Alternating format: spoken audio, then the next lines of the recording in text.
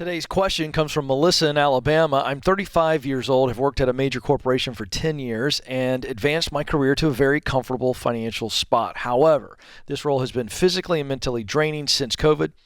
I'm grateful for the job and the benefits. However, I'm extremely unhappy. My husband is also starting up a side hustle, and I'm building my own business doing something that fills my cup.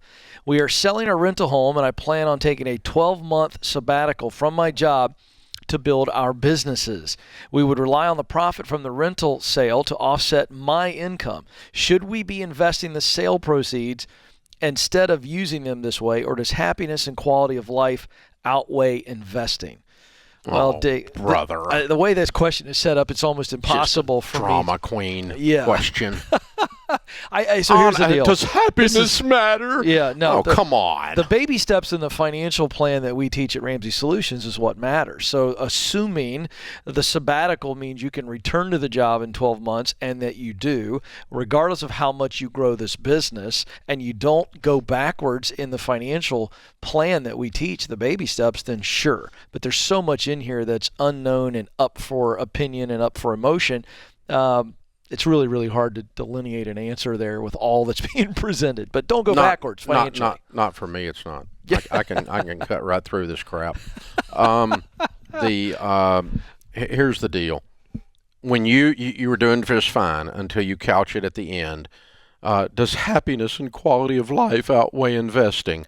They're not mutually exclusive, kiddo. That's right. You can actually do both. And so here's the thing. You are just sick and tired of this job. Well, so suck it up until you can get your side hustle up and running. You keep working till you get your side hustle up and running. You get it up and running. When you get it up and running and get some money coming in, then you can afford to quit. You quit. But you don't burn off the rental property on the false doctrine, the fatalistic premise that somehow you have to trade money for happiness. That's absolute horse crap. Okay? You're just pissed off. You're scared, you're tired, whatever's going on over at this place you're working, and you do need to exit that place, but you need to tap the brakes and exit it a little bit slower and get your dadgum side hustle up and running. And but you just put too much drama on here. You just really did. You're not going to die. Nobody's trying to kill you. You're okay. You just don't like it anymore. You've been there 10 years, and suddenly you have to hit eject and shoot into the stratosphere. Just calm down a little bit, get your side hustle going, use all of the dissatisfaction that you have as fuel for your energy to work a lot of extra hours on this side hustle, work like a maniac for 6 to 12 months, get that side hustle money coming in, and then you can quit, and you don't have to sell the rental to pull that off.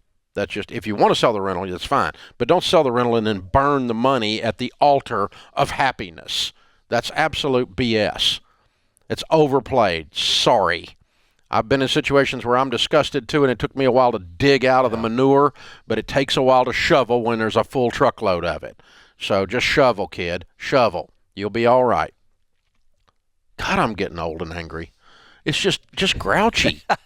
No, I don't disagree with what you're saying. I think there's so much more I'd love to know on this particular question, and you're kind of but I agree with what you're saying. That's definitely an option. I just don't want to see somebody go backwards financially because they want to grow the side hustle faster. There's no reason to. There's no reason. It's not, and the side hustle's unproven. Oh well, yeah. We don't even know what it is. I mean, my goodness, would 12 months even grow it? Jump That's what and go. I mean. Yeah. Yeah, hope you hit. There's no guarantee that a 12-month sabbatical gets the business where you want it to. There's no guarantee the business ever gets there. Exactly. So that's why it's a very interesting question. Yeah. But it's just, what happens is that people, they build up. We all do this, but it requires some adult maturity to work our way past it. I do it too. Sure. I ain't different than her. I'm a drama queen too. And so you build up this apex, this frustration, and it reaches a boiling point, and then when you hit that top, a switch flips, and you're just ready to do anything to get away from it. You just it was a slow climb to get there, but once you're there, it's like, whatever it takes, I got to get away from this situation because this situation is driving me bananas. And unless you're in danger, or there's an ethics problem, or something extreme, all it is just frustration reached a boiling point. Yes, I agree. And I do it all the time. I do too. I go along, and then all of a sudden I'm done. Yes.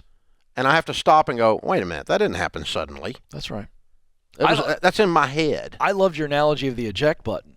That's really strong, because it's like we only hit eject when death is certain if we don't get out, right? Or extreme financial harm is what you're pointing. And so sometimes we feel eject, but it's not really eject. Yeah.